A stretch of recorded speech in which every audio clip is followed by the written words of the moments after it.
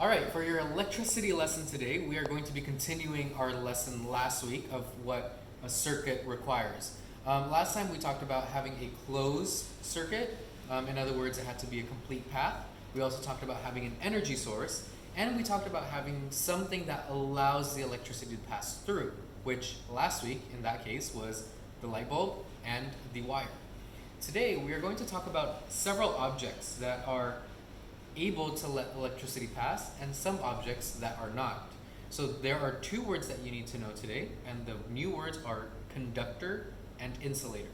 Once again, they are conductor and insulator.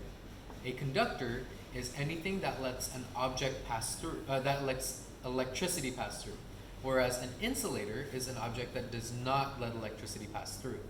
So in our case, just to make things a little bit simple, one rule is, or one common knowledge is metal is usually a conductor. It lets electricity pass. That's why a lot of wires are made up of metal.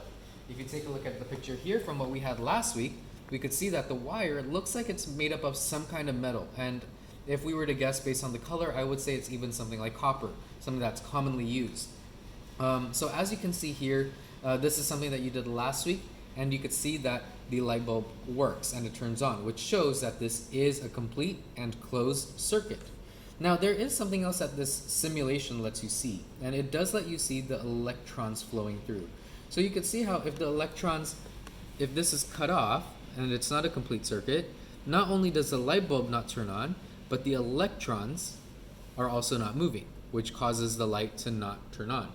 Now there are some objects that can be insulators or conductors, and today it is your job to kind of figure out what objects are conductors and which ones are insulators. So you are going to go onto this website, you're going to create a simple circuit like this, and I would suggest though that once you're done at this stage of having two wires and a light bulb, I would like you to add one more wire here. So this will allow you to attach another object to see if it's a conductor or an insulator. Now, when I scroll down from the left toolbar here, you can see how there are some objects that we've used last week, but now I can scroll down and find several more objects. If I scroll down at least twice, you could see that there are already 4 different objects: a dollar bill, paperclip, coin, eraser. I could scroll down one more time and find that there's also a hand, a dog, and a pencil. Your job is to figure out whether these objects are conductors or insulators. And the way that you are going to do that is you are going to take an object, like the paperclip for example, then you are going to attach the wires onto here. Now before I put this on, just pause the video for a second and think to yourself, is this a conductor or an insulator? Just take a moment to think about it. All right, so let's test it out. So now I'm going to put this wire onto the paperclip, and once I let go, you could see that it's turned on, that the electrons are flowing, which means that it is a conductor because it is letting the electricity pass through.